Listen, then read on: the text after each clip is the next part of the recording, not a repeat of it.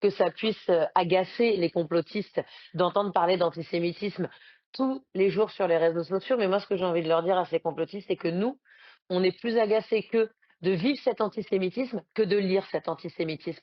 Donc évidemment que les victimes, on les croit, évidemment que les victimes, on est à leur côté. C'est ce qu'on a voulu faire, nous, il y a un an, pour cette petite fille de 12 ans qui a été victime d'un viol antisémite à Courbevoie.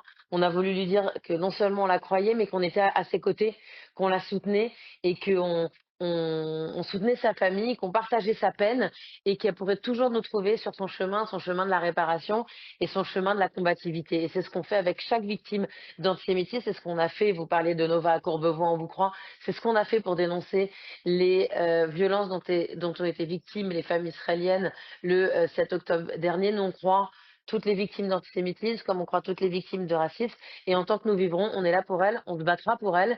Et aujourd'hui, on pense évidemment tout particulièrement à cette petite fille de Courbevoie dont le procès s'ouvre aujourd'hui. Cette petite fille qui a été victime du cycle infernal finalement, où victime d'antisémitisme, elle a eu peur et elle a caché son identité juive. Et en cachant son identité juive, elle a été victime d'agression de la part de ceux qui ont considéré qu'il lui avait menti et qu'il fallait, au nom de la vengeance de la Palestine, lui faire subir les pires atrocités. Donc on marche sur la tête et à n'en pas douter, les peines seront à la hauteur du préjudice et de la violence dont cet enfant a été victime pour justement qu'elle puisse commencer son processus de réparation.